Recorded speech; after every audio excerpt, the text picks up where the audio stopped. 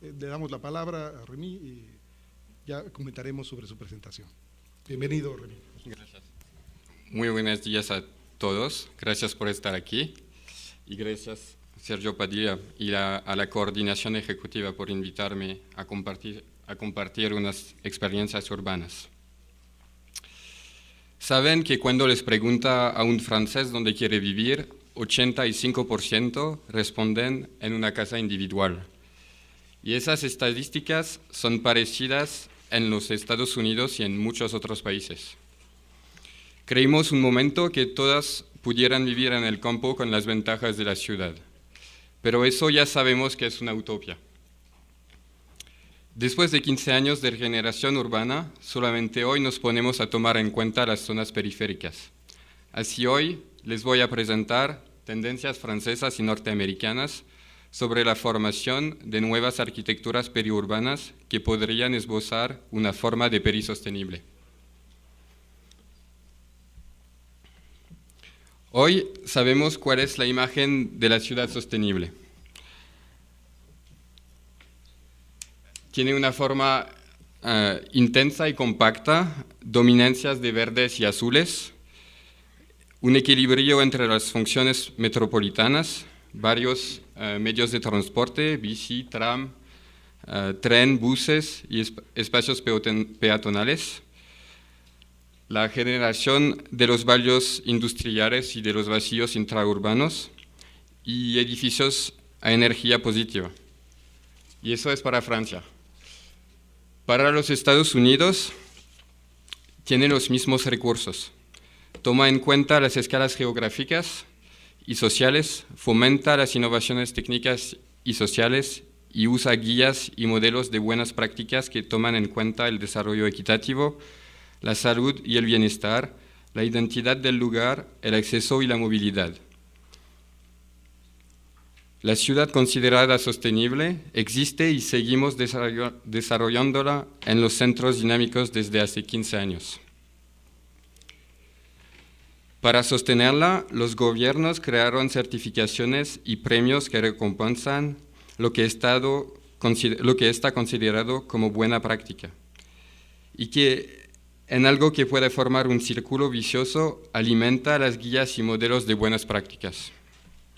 Así tenemos las certificaciones americanas como los Leadership in Energy and Environmental Design y las de Francia, que es Ecodistrito. También tenemos otros premios que recompensan los edificios de bajo consumo energético y de la alta calidad ambiental. Pero más allá de algunos casos ejemplares, persistimos en la construcción del modelo vulnerable que ya conocemos. Y eso son imágenes de Francia. Eso, lo que observamos son casas individuales ubicadas en el medio del campo, falta de conexiones físicas y las famosas glorietas francesas. En Francia, una familia que vive en la periferia emite 1.7 más de dióxido de carbono que una familia que vive en una zona urbana central. Y las zonas periféricas tienen menos empleos que las zonas centrales y 3/4 de los asalariados salen de su municipio de residencia para irse a trabajar. En los Estados Unidos, los McMansion han vuelto un hecho social. Todos quieren su casa gigante en la periferia de una ciudad. El ejemplo del garaje frontal que aquí tenemos ilustra la falta de comunicación porque no permite las conexiones con los vecinos. Para decirlo de otra manera, sería una forma de individualismo muy pronunciado. Observamos también un urbanismo dendrítico, que sería como las raíces de una planta sin ninguna conexión física entre las calles de un mismo barrio periférico. Y para conectar esas islas periurbanas, infraestructuras viarias masivas que forman fracturas en el territorio. Aquí estamos en el caso de Los Ángeles, y que es muy parecido a unas imágenes que vimos en la primera presentación del día. Así, primera pregunta que nos hacemos en el caso de una comparación internacional es ¿qué comparamos y si se puede comparar? En nuestro caso, la comparación trata de las formas periurbanas y de sus modos de producción contemporáneos. Así hay que saber si la periurbanización es un hecho universal. Si regresamos un rato sobre la historia de los contextos, en Francia, la emergencia de las periferias industriales se aceleró entre las dos guerras con el desarrollo masivo de casas individuales para los obreros. Al mismo tiempo, la explosión de la demografía urbana sostuvo este modelo. Y después de la Segunda Guerra Mundial, los centros históricos franceses no conocieron los mismos retos que los centros americanos, que conocieron una deserción masiva. Pero, sin embargo, la expansión urbana siguió desarrollándose a lo largo de los 60. Más adelante, en los 70 y 80, las políticas públicas se enfocaron en el desarrollo de la casa individual como modelo para la clase media. En los Estados Unidos, el desarrollo federal se concentró en apoyar los desarrollos periféricos después de la Segunda Guerra Mundial, con planes de financiamiento para los propietarios de casa individual y programas para las autopistas. En 1938, con la creación de la Agencia Federal Housing Administration, muchas más casas individuales fueron construidas gracias a los préstamos inmobiliarios por hipoteca. Así, ahora observamos que la periurbanización no es un proceso uniforme. Está siempre diferenciada y asume formas híbridas. Los modos de vida son distintos, pero basados sobre la relación a un modelo único que engendra normas sociales y culturales. Y la densidad es una de las causas de la redefinición de las relaciones entre los usos del suelo. El proceso de periurbanización hoy está guiado por los mismos principios en todas partes del mundo, como por ejemplo la anexión, la propiedad privada y la difusión de una ideología que santifica la desconcentración. Así como lo propone Smart Growth America, una definición genérica de la periurbanización podría ser un proceso en el cual las construcciones sobrepasan el ritmo del crecimiento de la población y en el cual se observan unos factores comunes al nivel del paisaje. Población difusa y densidad débil, construcciones y funciones físicamente separadas, red urbano con grandes cuadras y poco acceso, falta de lugares centrales, carencia en la diversidad de los medios de transporte, uniformidad de las opciones de alojamiento con el dominio de la casa individual, dificultad generalizada de moverse caminando. Nosotros proponemos una definición que podría formar un término aún más genérico que pueda incluir las varias formas de los crecimientos periféricos. Así la periurbanización como una combinación entre una población y un crecimiento económico desconcentrados y una expansión urbana sin límite.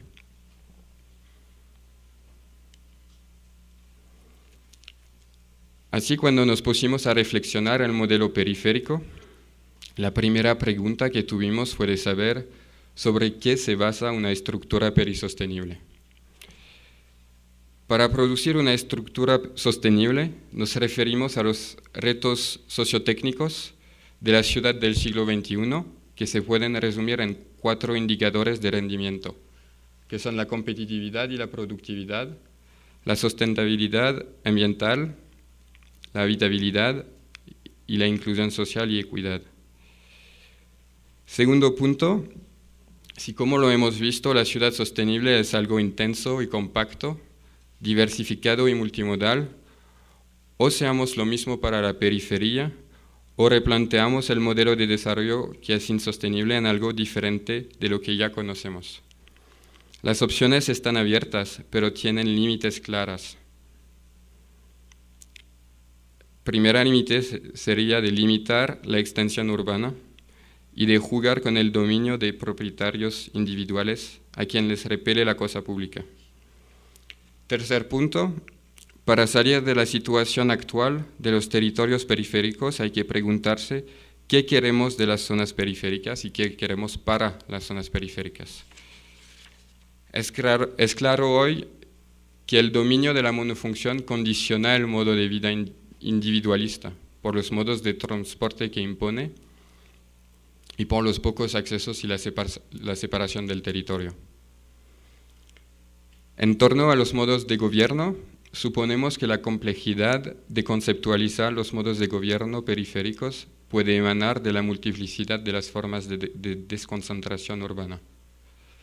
En ese sentido, para reestructurar las periferias hay que entender varias cosas, como los discursos de los propietarios, la estética de la arquitectura, las dinámicas de acumulación de capital, los procesos de anexión e incorporación, las representaciones de las ciudades centrales.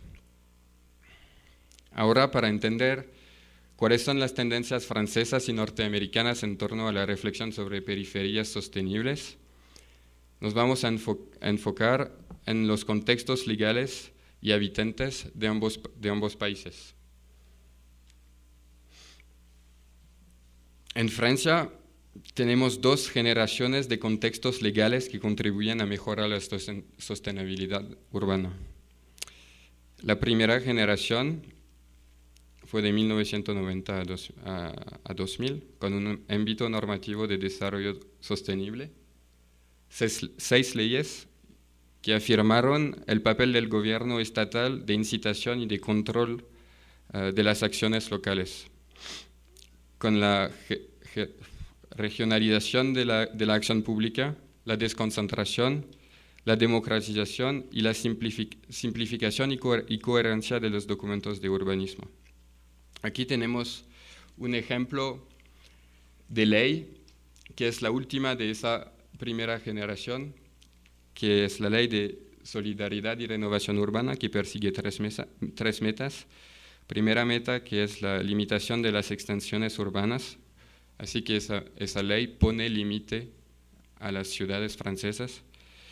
Mejorar la diversificación urbana con 2 recursos, que son la vivienda social y la localización de los empleos, y asegurar una oferta de vivienda diversificada y de calidad.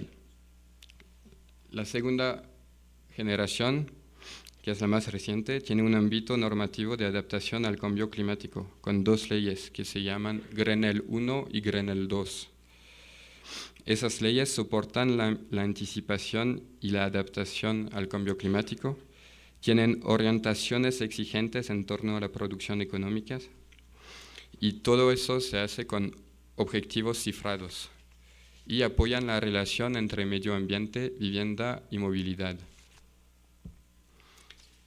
La ley Grenelle 2 cambió el artículo L110 del Código de Urbanismo, sobrepasando la meta inicial del urbanismo. Ahora las administraciones francesas en cargo del urbanismo, es decir, el mayor y su equipo, tiene que ser responsable para la adaptación al cambio climático. Y el efecto de esas leyes fue una crisis tecnoestructural en la cual los profesionales siguen teniendo dificultades a responder a todos los objetivos de la adaptación al cambio climático sin tomar en cuenta las leyes de primera generación que se enfocaron sobre el desarrollo sostenible con sus metas humanistas. El efecto territorial de esas crisis, de esa crisis tecnoestructural, se tradujo en unas iniciativas individuales que ahora sirven los retos de la adaptación al cambio climático. Así se observan en Francia muchas más divisiones parcelarias desde hace 15 años. Aquí se ve un ejemplo de división densificación de una parcela privada con diferentes opciones tipológicas. Los habitantes divisan su propiedad para varias razones, como por ejemplo responder a una crisis económica o mejorar la condición energética de la casa. En tiempo de crisis un argumento mayor es el dinero, y muchas parcelas francesas, si estuviesen divididas, harían ganar entre 150 y 200 mil euros al propietario. Y hay 19 millones de parcelas privadas en Francia. Hoy las divisiones parcelarias que están iniciadas por los habitantes están recuperadas por las administraciones locales para controlar la densificación de los barrios residenciales periféricos. Aquí tenemos otro ejemplo de división-densificación. Y como lo estaba explicando, se multiplicaron esos proyectos, creando un movimiento social que se apoyó sobre el famoso NIMBY, Not in My Backyard, para transformarlo en BIMBY, que es Build in My Backyard. En ese contexto, el urbanista comunal persigue la división parcelaria como un recurso para diversificar el paisaje periférico. Así se puede introducir nuevas formas y nuevos tipos de habitaciones o de servicios, reflexionar sobre el modelo individualista que domina, aumentar el atractivo de las zonas periféricas, disminuir la dependencia al automóvil, crear una oferta de alojamiento o soportar el crecimiento demográfico. Otro ejemplo de lo que pasa en las periferias francesas es lo del proyecto de un colectivo que se llama Etcétera, cuya reflexión se interroga sobre los usos pasados de los elementos urbanos, mirándolos con una perspectiva contemporánea para imaginar nuevos usos. Aquí tenemos un lavadero que fue abandonado y ahora transformado en una piscina. Mismo para una cabina telefónica que se transformó en una biblioteca, un horno de panadería que se transformó en un restaurante y una iglesia en un cinema. En el contexto norteamericano observamos otras tendencias. Primera cosa es un regreso al diseño ambiental de los 70, porque después de casi 40 años sin leyes mayores y la denegación de la administración Bush sobre el cambio climático, algunos actores institucionales como el Urban Land Institute, el Brookings, Smart Growth America, Urban Climate Change Research Network, actores civiles como los Community Development Corporations, que son asociaciones de habitantes, actores comerciales como los nuevos urbanistas, ciertos estados como California, que ya tienen un contexto legal para adaptarse al cambio climático, se movilizan para reflexionar sobre el modelo insostenible de las periferias. California reaccionó desde los años 2000 y así logró una posición internacional reconocida. Desarrolla el Estado de California enfoques integrados entre energía, transportes y vivienda. Se observa también en este contexto una subida espectacular de la implicación habitante en los proyectos urbanos. Y en torno al contexto legal, la ley AB 32, que se llama Global Warming Act, dale la prioridad a la energía, a los transportes, al urbanismo y los edificios.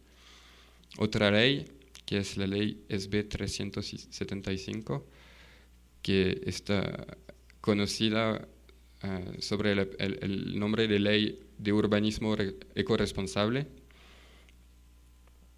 organiza los proyectos urbanos con una proporción máxima de 50% de residencias, de habitaciones, una densidad mínima de 20 unidades por acre, que se traduzca en parcelas de 200 metros cuadrados en el caso de una casa individual, una proximidad de 15 minutos caminando de un transporte público y un raso comercial de 0.75 de la densidad comercial de la región. Ahora vamos a revisar 3 procesos que cambian la estructura del periurbano norteamericano con una reflexión sobre la insostenibilidad.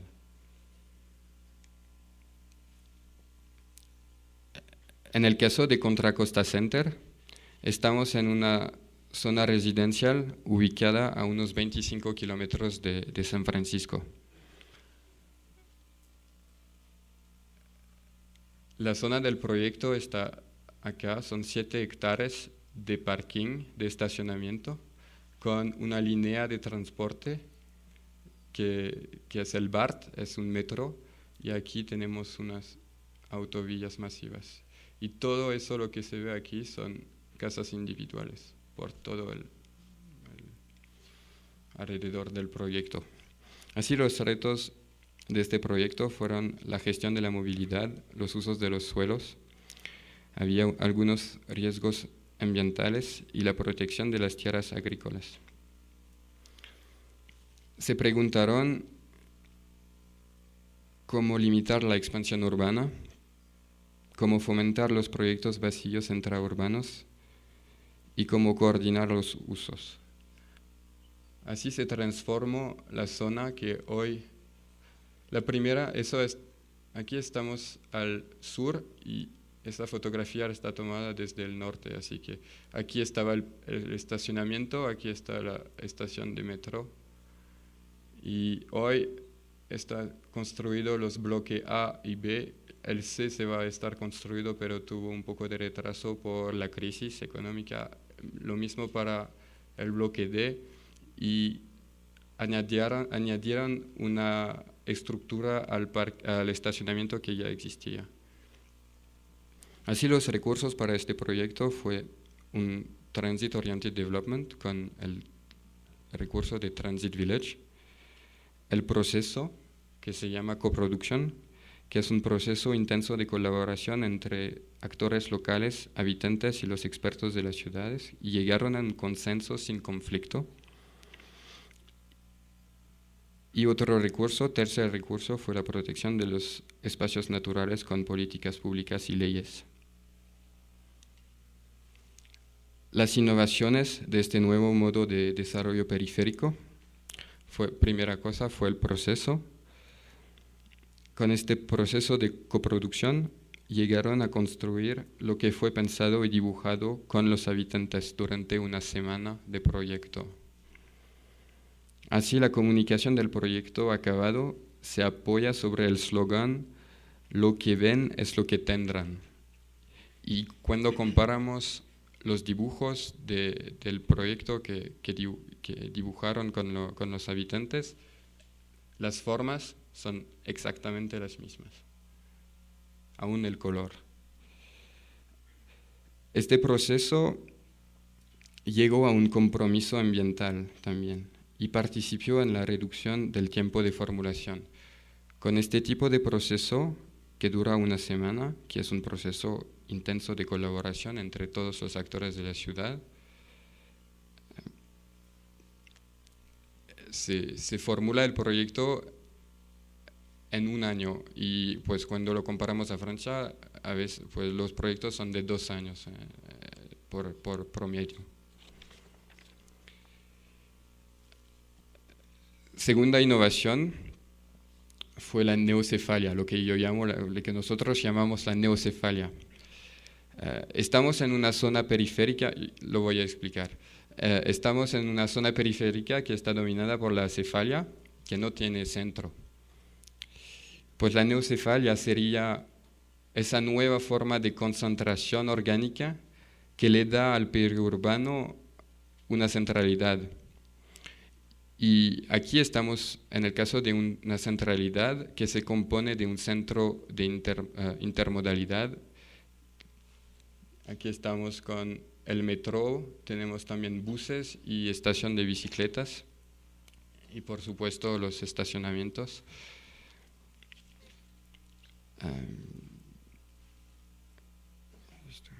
Y la multifuncionalidad con los varias tiendas que tienen todos los primeros pisos, gracias, los primeros pisos de los edificios. En torno a las formas que produjo este proceso, este proyecto, había una voluntad habitante para formas menos difusas en respecto a algo más tradicional, a escalas locales, la diversificación de los usos y la optimización del espacio. Así, en torno a esas formas, nos preguntamos si lo que producieron en el caso de Contra Costa Center podría ser o podría formar un retroceso progresista.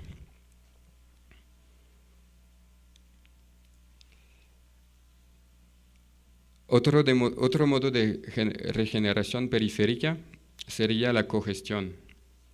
Estamos ahora en el caso de Albany Village, que es una zona residencial ubicada en el este de la bahía de San Francisco, a unos 5 kilómetros de Berkeley.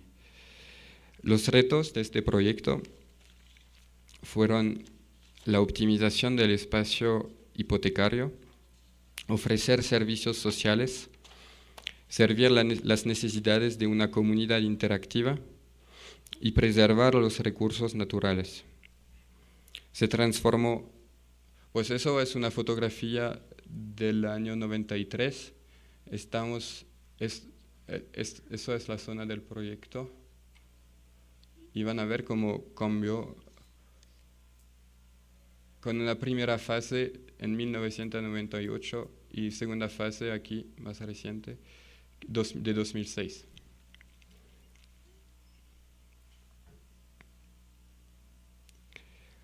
Los recursos para este proyecto, primera cosa fue la clusterización. Con esas casas individuales que se ven son muchas casas individuales que forman clústeres que no tienen jardines privados y están organizados alrededor de un espacio común que está utilizado como espacio semiprivado. Está público todo, pero se siente la apropiación del lugar forma un espacio que es semiprivado. En esos clústeres hay servicios compartidos, como los lavaderos. Estaba hablando de los retos y que había que servir las necesidades de una comunidad interactiva. Pues esa comunidad interactiva es que todos los habitantes de este barrio, son 5.000, son estudiantes en la Universidad de UC Berkeley. Así están todos afiliados al mismo grupo social y hay una asociación que es habitante que está ubicada aquí, en este edificio, que propone talleres de conciencia ambiental. Y hay también algunas personas, pues está dividido todo el barrio en partes en las cuales hay personas referentes que conectan a esa asociación del Albany Village. Las innovaciones de este proyecto, primera cosa fue esa organización espacial con los clústeres, porque los jardines compartidos son el desafío de la cohesión social. La implicación y la conexión habitante que está sostenido por las formas urbanas del barrio. Esos son ejemplos de lo que sean de lo que son esos clústeres y jardines compartidos. La asociación habitante y los talleres de conciencia ambiental, los servicios compartidos crean también conexiones entre toda esa gente y participan en la dinámica de un tejido periurbano. Y última innovación de este proyecto es la tríptica ambiental con la cual desarrollaron el proyecto, que fue la protección, optimización y jerarquización del espacio, que puede formar una estrategia para el desarrollo sostenible de las periferias. Último ejemplo que vamos a presentar hoy de nuevos modos de producción periférica. Estamos ahora en el caso de la cooperativa de la calle Sacramento, que está ubicada aquí, ubicada en unas zonas residenciales de la ciudad de Berkeley. Los retos fueron de compartir los recursos, reducir los gastos en torno a la energía, desarrollar el vivir juntos e integrar un barrio existente. Así, para responder a todos esos retos, el grupo de 14 habitantes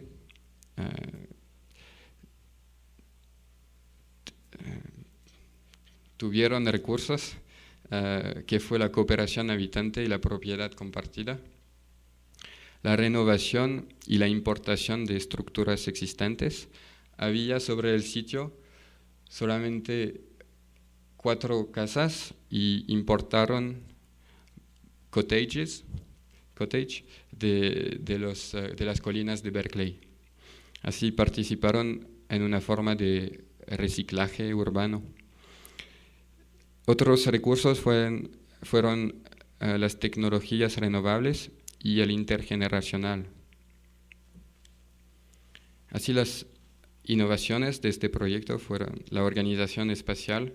Aquí también tienen amenidades compartidas con una casa común que tiene todos los lavaderos, una cocina, la habitación para los invitados, un jardín compartido. Otra innovación fue la autogestión. Es un proyecto de cooperativa habitante, es decir, que no hay ninguna implicación de las administraciones locales, administraciones públicas. Dentro de este proceso de autogestión hay también una autoselección. Cuando la gente se van, hay otros que vienen, pero hay una forma de autoselección y de gestión comunitaria que más allá del pequeño barrio que forma esas 14 habitaciones, unidades, se traduzca en una implicación política local. Así, este proyecto cuestiona la forma del red inteligente periférico.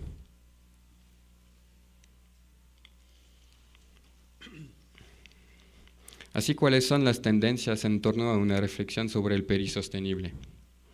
Como lo hemos visto, este tipo de reflexión es algo muy reciente y a pesar de un contexto legal que favorece e incita a la renovación periurbana, no se distinguen tendencias claras.